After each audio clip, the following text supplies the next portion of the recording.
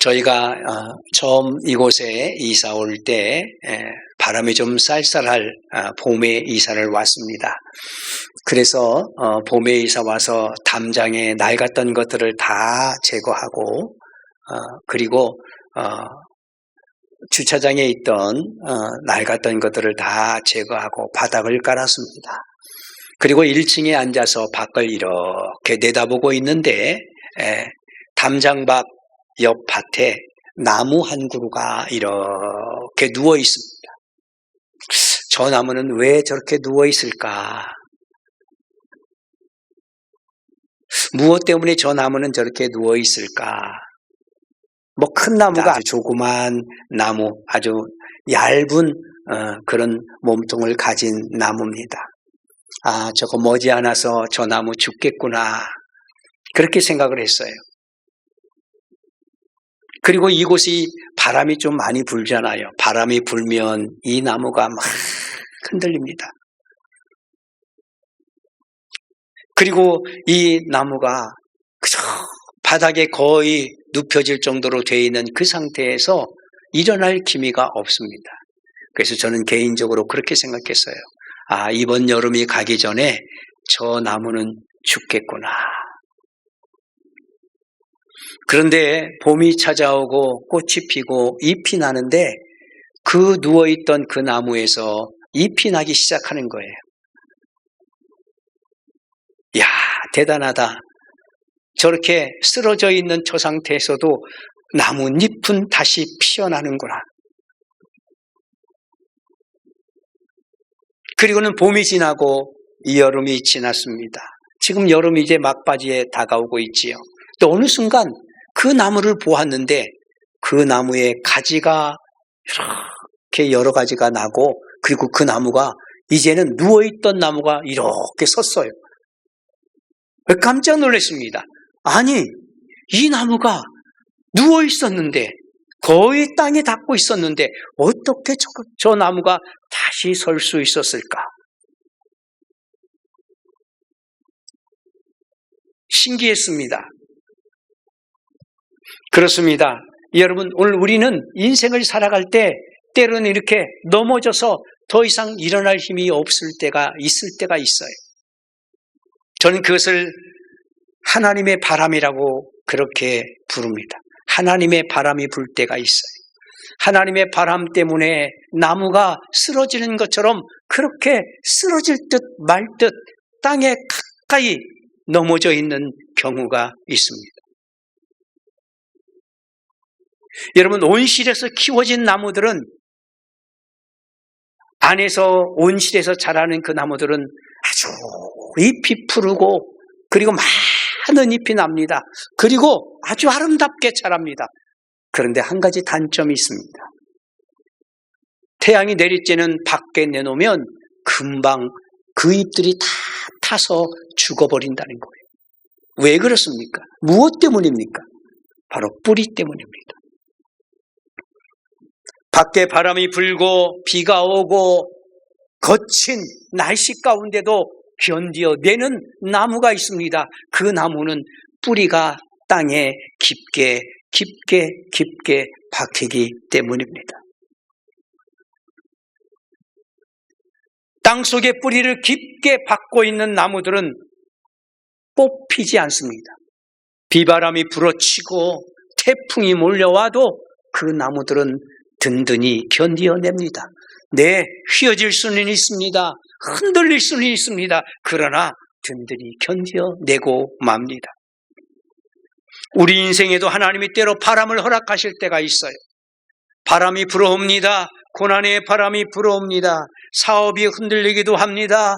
또 사람과의 관계, 친구와의 관계, 부모와의 관계도 흔들리기 시작합니다. 때로는 내 계획대로 되지 않고 내 계획이 흔들릴 때도 있습니다. 내 삶이 흔들립니다. 때로는 내가 주님을 사랑한다고 말하면서도 주님의 사역을 감당한다고 말하면서도 사역이 흔들릴 때가 있습니다. 그때 우리는 이렇게 말합니다. 하나님 왜 저를 흔드십니까? 왜 하나님 저를 흔드십니까? 하나님 왜 저를 흔드십니까? 그렇게 하나님께 계속 물으면 하나님은 이렇게 말씀합니다. 예, 너를 부러뜨리려고 그러는 것이 아니야. 내 뿌리를 더 깊게 하기 위해서 내가 너를 흔드는 거야.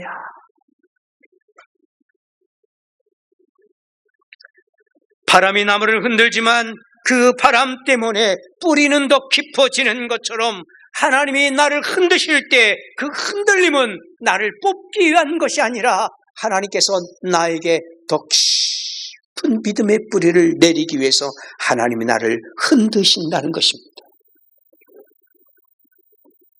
여러분, 이렇게 하나님이 나를 흔들 때 그 흔들림 속에서 잘 견디기만 하면 됩니다. 잘 견디기만 하면 하나님은 우리가 하나님의 은혜를 누리게 하십니다. 그래서 하나님의 흔들림을 내가 잘 견뎌야 되는 거예요. 오늘 본문의 룻은 단지 먹고 살기 위해서 이삭을 줍습니다.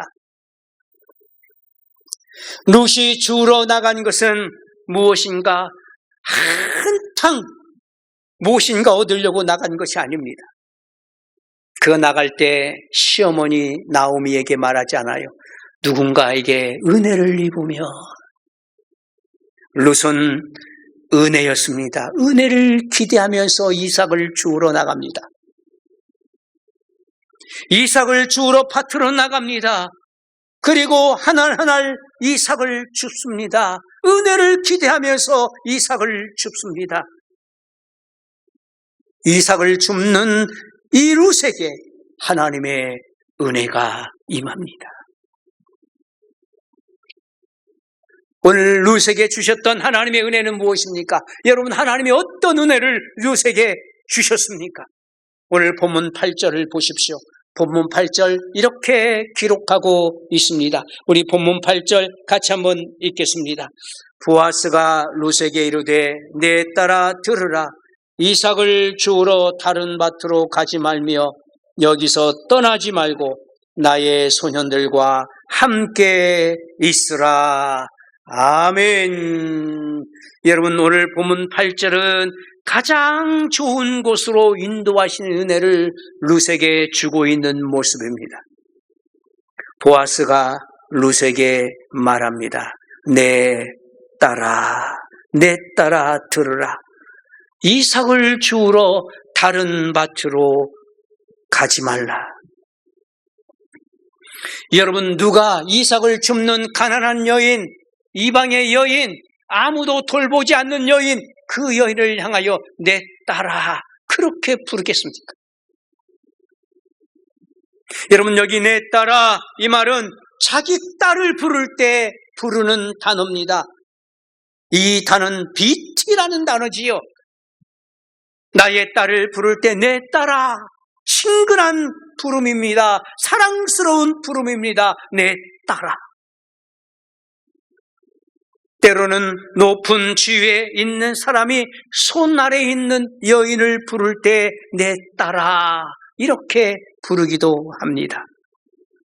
보아스는 이방 여인 룻, 신분이 낮은 여인 룻, 존귀하지 못하고 존귀함을 받을 수 없는 룻, 이 여인을 내 딸아 이렇게 부르고 있습니다. 이 말은 단순히 친절을 베풀기 위해서가 아니라 내가 너를 보호하겠다는 겁니다. 내 딸처럼 너를 내가 보호하겠다. 내가 너의 보호자가 되어주겠다. 여러분, 보호자가 있는 것과 없는 것은 엄청난 차이가 있습니다. 보호자가 없으면 불안합니다. 보호자가 없으면 안정되지 못합니다. 보호자가 없으면 힘이 없습니다. 그러나 내 뒤에 나의 보호자가 있다면 든든합니다. 언제든지 나의 보호막이 되어 줄 수 있습니다. 오늘 보아스는 사람들로부터 너를 보호하는 내가 보호자가 되어 주겠다라고 말합니다. 그러면서 가지 말고 여기 함께 있으라 라고 말합니다. 이삭을 주우러 다른 밭으로 가지 말고 여기를 떠나지 말고 나의 소녀들과 함께 있으라. 좋은 밭에 있으라는 겁니다. 좋은 밭에 있어야 좋은 것을 거둘 수 있지요. 여러분, 좋은 밭에 무언가를 심어야 좋은 것을 얻는 거예요. 메마르고 쩍쩍 갈라지고 토양이 기름지지 못한 곳에 아무리 좋은 씨를 뿌려도 거둘 수가 없습니다. 그 심는 것은 잘 될 수가 없습니다. 그러나 좋은 밭은 씨앗을 뿌리면 좋은 열매를 맺습니다. 하나님은 보아스를 통해서 룻에게 가지 말고 좋은 밭에 있으라고 말씀합니다. 그렇습니다. 하나님은 좋은 밭으로 인도하시는 은혜를 베풀어 주십니다. 다른 밭을 전전하지 않아도 됩니다. 많은 것을 얻을 수 있도록 하나님은 좋은 밭으로 인도해 주십니다. 많은 것을 거둘 수 있는 밭에 있으라고 보아스는 룻에게 말합니다. 들고 있는 광주리에 지금 이삭 몇 알 있지만, 그러나 하나님의 인도하심을 따라 밭으로 가면 이삭은 줍지만 그것이 풍성해지는 겁니다. 여러분, 이삭은 줍지만 그것이 차고 넘치는 겁니다. 이삭은 줍지만 그러나 그 이삭을 통하여 만족함을 얻을 수 있는 축복이 넘치게 됩니다. 그래서 오늘 가지 말고 여기 함께 있으라. 하나님은 좋은 곳으로 룻을 인도해 주시는 은혜를 베풀어 주십니다. 시편 23편을 통해서 다윗은 가장 좋은 곳, 가장 좋은 곳으로 인도해 주시는 하나님을 고백하고 있지요. 여러분, 시편 23편 1절과 2절의 말씀을 보십시오. 여호와는 나의 목자시니 내가 부족함이 없으리로다. 그가 나를 푸른 초장에 누이시며 쉴만한 물가로 인도하시는도다. 그러면서 오늘 다윗은 고백합니다. 내가 사망의 음침한 골짜기로 다닐지라도 해를 두려워하지 않을 것은 주께서 나와 함께 하심이라고 고백합니다. 여러분, 이 시편 23편의 고백은 골짜기가 없다는 것이 아니에요. 골짜기가 있다는 겁니다. 골짜기를 만난다는 겁니다. 그러나 그 골짜기 속에서 주께서 나와 함께 하심이라고 고백하는 겁니다. 여러분, 다윗의 골짜기는 무엇이었습니까? 다윗의 골짜기는 사울의 추격이었습니다. 사울이 군사를 이끌고 다윗을 죽이려고 추격합니다. 죽음의 위협을 당합니다. 광야로, 산지로, 들판으로 쫓겨 다닙니다. 여러분, 순간순간 죽음의 위기를 만날 때 다윗은 얼마나 두려웠겠습니까? 그러나 그런 골짜기 속에서도 다윗은 바로 고백합니다. 주께서 나와 함께 하심이라. 주께서 나와 함께 하십니다.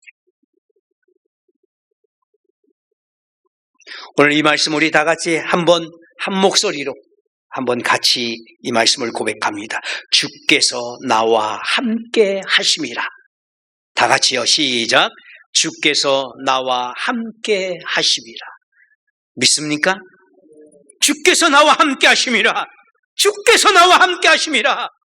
이것이 골짜기를 다니는 다윗이, 인생의 골짜기를 만난 다윗이, 삶의 골짜기를 만난 다윗이, 광야와 그리고 산길을 만났던 다윗이 고백한 것입니다. 주께서 나와 함께 하심이라. 그렇습니다. 하나님의 은혜는 골짜기도 있고 빈 광주리도 있습니다. 그러나 하나님의 은혜는 이렇게 말합니다. 너는 버림받은 사람이 아니야. 너는 외인이 아니야. 너는 나를 보고 있어. 내가 너를 보호한다. 여기서 떠나지 말아라. 내가 너와 함께하고 있다.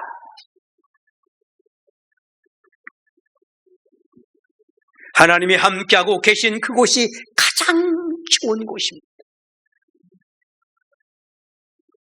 바구니에 이삭 하나를 들었어도 하나님이 함께하신 그곳이 가장 좋은 곳입니다. 여러분도 하나님과 함께하고 계심을 믿으십시오. 하나님이 여러분과 함께 하십니다. 하나님이 여러분과 함께 하십니다. 하나님이 여러분과 함께 하십니다. 여러분의 가는 길에 하나님이 함께 하십니다. 여러분의 인생의 빈 광주리일지라도 그러나 하나님은 함께해 주십니다.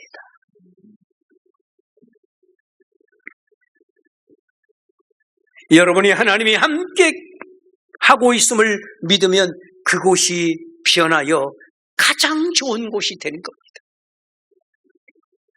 사랑하는 여러분, 하나님이 오늘 이끄셔서 오늘 여러분에게 가장 좋은 곳으로 주시는 은혜가 여러분의 삶에 있기를 축원합니다. 또 오늘 본문의 9절의 말씀을 보십시오. 오늘 9절 같이 한번 읽습니다. 9절입니다. 그들이 베는 밭을 보고 그들을 따르라. 내가 그 소년들에게 명령하여 너를 건드리지 말라 하였느니라. 목이 마르거든 그릇에 가서 소년들이 길어온 것을 마실지니라 하는지라. 아멘. 오늘 건드리지 못하게 하는 은혜입니다. 건드리지 못하게 하는, 이것은 보호의 은혜지요. 룻은 보아스를 통해 보호해 주시는 은혜를 받게 됩니다. 보아스는 소년들에게 명령합니다. 룻을 건드리지 말라. 건드리지 말라. 너를 건드리지 말라 하였느니라 라고 룻에게 보아스는 이야기합니다. 그리고 소년들에게 보아스는 명령합니다. 룻을 건드리지 말라. 여러분, 이것이 은혜 아닙니까? 위험을 당하고 난 후에 보호하는 것이 보호가 아닙니다. 위험을 당하기 전에 먼저 보호해 주는 겁니다. 하나님은 보아스처럼 우리의 보호자이십니다.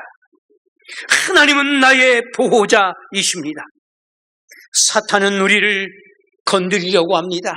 사탄은 우리를 유혹하고 넘어지게 합니다. 좌절하고 절망하게 합니다. 낙담하게 만듭니다. 안 된다고 말합니다. 그런데 하나님은 오늘 우리의 보호자이십니다.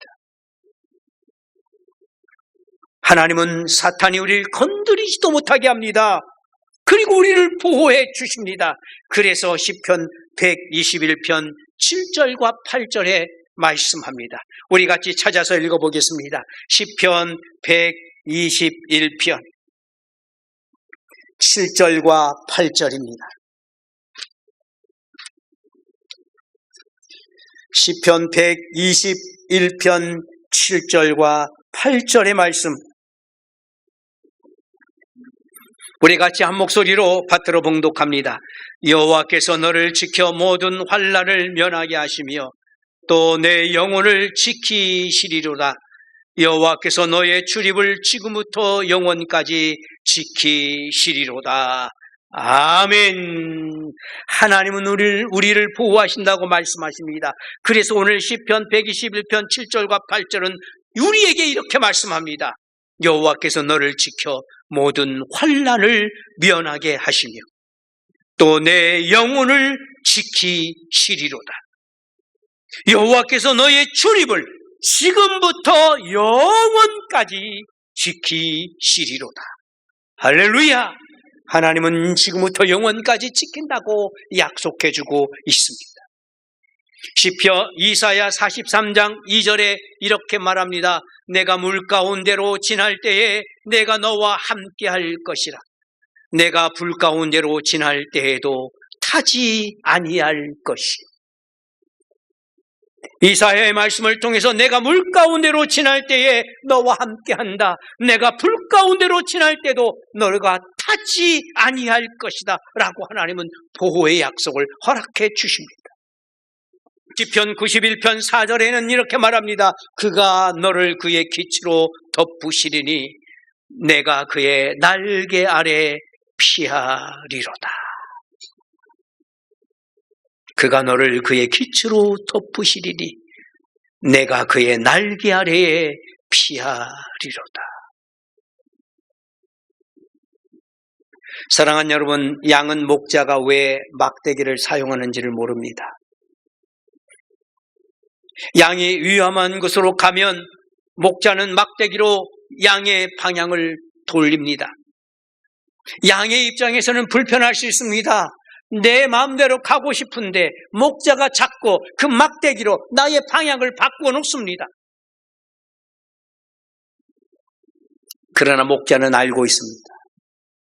저 길로 가면 죽는다는 걸 알기 때문에 그 막대기로 양의 방향을 바꾸는 겁니다. 안전한 방향으로 바꾸는 겁니다.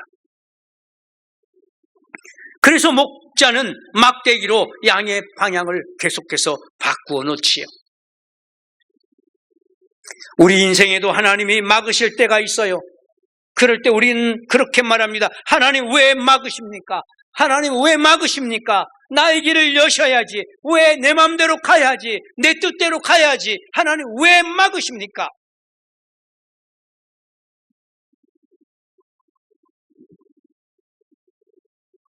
하나님이 막으시는 이유가 있습니다. 하나님이 그렇게 막으시는 것은 불행이 다가오지 못하도록, 사탄이 유혹하지 못하도록, 내가 넘어지지 않도록 하나님이 나를 보호하시는 겁니다. 사랑하는 여러분, 기억하십시오. 하나님은 나를 건드리지 못하게 하십니다. 악한 것이 나를 건드리지 못하도록 나를 보호해 주십니다. 오늘 보면 또 11절의 말씀을 보십시오. 11절 이렇게 말씀합니다. 보아스가 그에게 대답하여 이르되 내 남편이 죽은 후로 내가 시어머니에게 행한 모든 것과 내 부모와 고국을 떠나 전에 알지 못하던 백성에게로 온 일이 내게 분명히 알려졌느니라. 여러분, 원래 이 말 보아스가 말합니다. 내가 너를 알고 있다는 겁니다. 남편이 죽은 것도 내가 안다. 그리고 내 시모에게 한 것도 내가 안다. 그리고 너의 고국을 떠나 이방 땅에 온 것도 안다. 너의 백성을 떠나 그리고 알지 못하는 백성에게 온 것도 내가 안다. 이 말 속에 뭐가 있습니까? 바로 위로하는 은혜입니다. 여러분, 나의 아픔을 안다. 나의 고통을 안다. 나의 외로움을 안다. 나 혼자인 것을 안다. 여러분, 나를 알아주는 것, 그게 위로 아닙니까?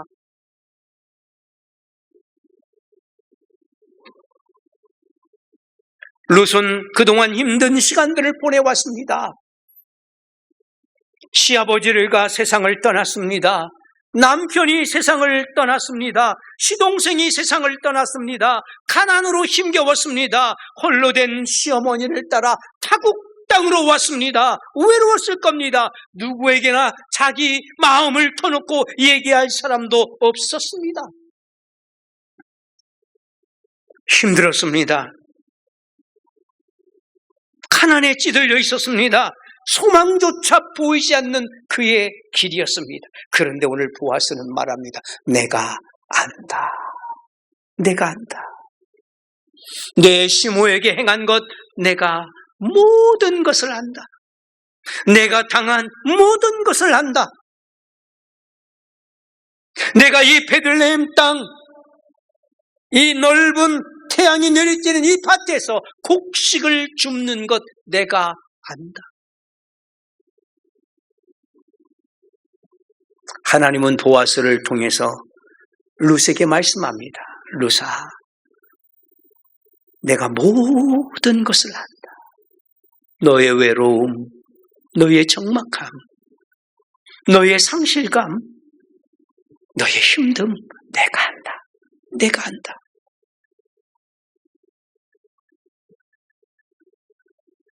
보아스는 룻이 무엇을 포기했는지 정확히 알고 있었습니다. 부모를 떠난 것, 베들레헴에 온 것, 본토 친척 아비 집을 떠난 것, 여러분 본토 친척 아비 집을 떠나는 것이 얼마나 어렵습니까? 그런데 오늘 보아스는 룻에게 말합니다. 내가 안다.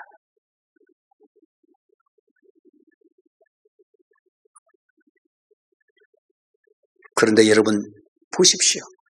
룻이 떠나고 포기한 것들이 하나님의 축복으로 연결됩니다.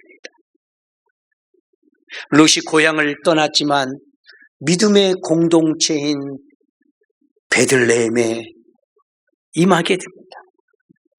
룻은 남편을 잃었지만 그러나 보아스라는 보호자를 만나게 됩니다. 룻은 가난해졌지만 그러나 하나님께서 풍요케 하심을 체험하기 시작합니다. 룻은 하나님의 섭리 안으로 들어오게 되었습니다. 여러분, 위로하시는 은혜, 하나님의 위로. 오늘 여러분들도 하나님의 위로를 받기를 원합니다. 하나님은 여러분을 아십니다. 여러분의 외로움을 아십니다. 여러분의 힘듦을 아십니다. 여러분의 말 못할 그 인생의 문제들을 하나님은 알고 계십니다. 하나님은 그것을 통해서 내가 안다. 내가 다 안다. 내가 모든 것을 안다. 하나님은 아시기에 더 좋은 것으로 우리를 채워주십니다. 마지막으로 오늘 14절 말씀입니다.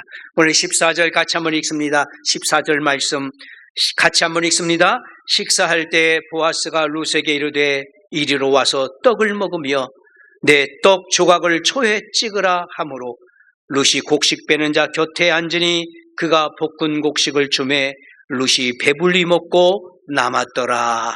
아멘. 여러분, 식사할 때 보아스가 룻에게 말합니다. 와서 떡을 먹으라. 내 떡을 초에 찍으라. 그리고 룻에게 말합니다. 곡식 베는 자 옆에 앉으라. 여러분, 이것이 무엇입니까? 이것이 교제를 나누는 은혜입니다. 교제를 나누는 은혜. 여러분, 교제는 성도들의 삶의 시작입니다. 그리고 끝입니다. 여러분, 교회는 뭐냐? 교회는 교제 공동체입니다. 코이노니아 공동체입니다. 그래서 교제가 없는 삶은 메마릅니다. 여러분, 교제가 없는 신앙은 시험에 빠집니다. 여러분, 교제가 없으면 홀로 신앙생활을 하면 여러 가지 유혹을 당합니다. 그래서 교제가 필요한 거예요. 지금까지 룻은 혼자였습니다. 아무와도 교제하지 않았습니다. 그런데 보아스를 통해서 아름다운 교제를 나누기 시작합니다.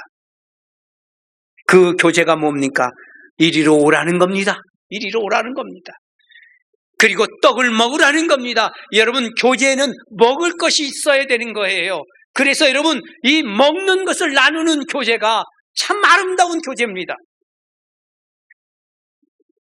떡을 먹으라는 겁니다. 내 떡 조각을 초에 찍으라는 겁니다. 떡만 먹지 말고 지금 말하면 소스도 겸하여 함께 먹으라는 거예요. 그리고는요, 그냥 먹기만 하라고 말하지 않아요. 뭐라고 말합니까? 여기 곁에 앉으라는 겁니다. 여러분, 함께 앉아서 교제를 나누어야지요. 먹으면서 교제를 나누어야지요. 곡식 베는 자들과 교제를 나눕니다. 보아스와 교제를 나눕니다. 룻은 이삭 줍는 여인이었습니다. 여러분, 그런데 이제는 곡식 베는 자들 곁에 앉습니다. 이 당시 가난한 여인, 초라한 여인, 이삭 줍는 여인은 곡식 베는 자들과 함께 앉을 수가 없어요. 그런데 함께 앉으라고 말합니다. 그리고 떡을 먹으라고 말합니다. 소스도 찍어 먹으라고 말합니다. 여러분, 교제는 신분의 벽을 뛰어넘는 겁니다. 그래서 초대교회에서는 이런 교제가 일어났습니다. 사도행전 2장 42절에 보면 그들이 사도의 가르침을 받아 떡을 떼며 오로지 기도하기를 힘쓰니라. 예루살렘 교회가 사도들의 가르침을 받습니다. 그 가르침은 말씀의 가르침입니다. 여러분, 말씀을 가르침받고 그 말씀을 배우고 그 말씀대로 살기를 소망합니다. 그리고 일어난 것이 무엇입니까? 바로 교제하는 겁니다. 코이노니아입니다. 영적 교제를 나눕니다. 말씀의 교제를 나눕니다. 성도의 교제를 나눕니다. 자기에 있는 떡을 뗍니다. 그리고 같이 기도로 같이 나눕니다.